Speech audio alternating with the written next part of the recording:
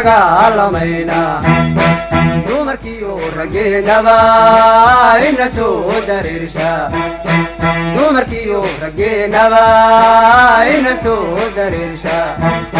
laba sano intii aan difaaca ku jiri lahayn maalin ayaan la qaadanaynaa inaan shaqada qabanno kabacdi kutubteena akhrisanayna waxaan ognahay deegaanka sidii nimankaas u soo galeen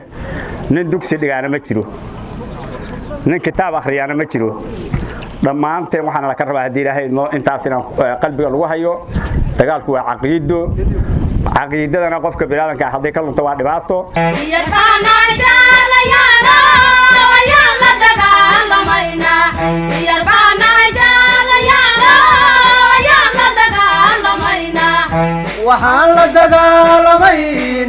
waxaan la dagaalamaynaa cadawga ugu daran adduunka أنا نقول مريء خوارج تسامح والبجيلي يسقائرتي إلهي وسوحك كحسابين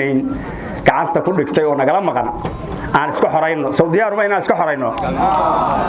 أنت بركويني على إلهي أنت بركويني على إلهي بركويني على إلهي أنت بركويني على إلهي أيان لا قدرين حوشا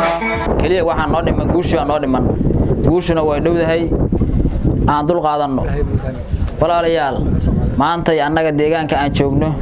shabaab ma haysto laakiin waxaad ogaataan waxa ay haystaan hooyo Soomaaliyeed iyo aabba Soomaaliyeed iyo walaal Soomaaliyeed iyo gabar Soomaaliyeed ay dul degan yihiin oo ay dhibaateynayaan waxa aan rabnaa inaan ka dul qaadno oo aan dhaxda u xiranno nimanka qawaariista ah dadka masaakiinta ah oo ay dhibaateynayaan oo naftoodii iyo maalkoodii ay dhibaateeyeen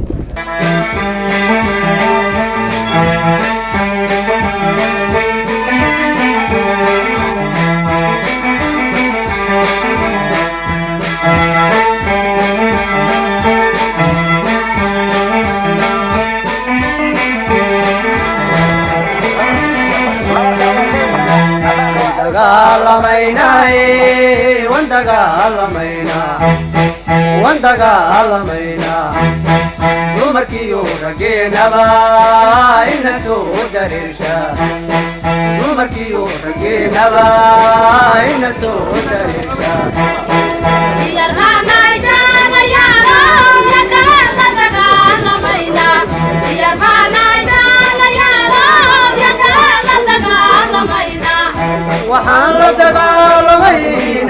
waxaan la dagaalamaynaa duliga ugu weyn adduunka waxaan rabnaa walaalayaal qof kasta oo meeshaan fadhiya oo askari leh oo sargaal leh inuu ku xisaabtamo maantay waxaan ku jirnaa maalin colaaleed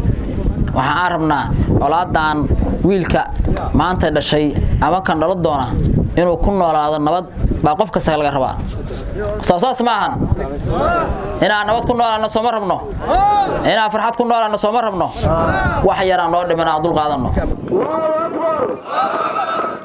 Allahu akbar walillahi alhamd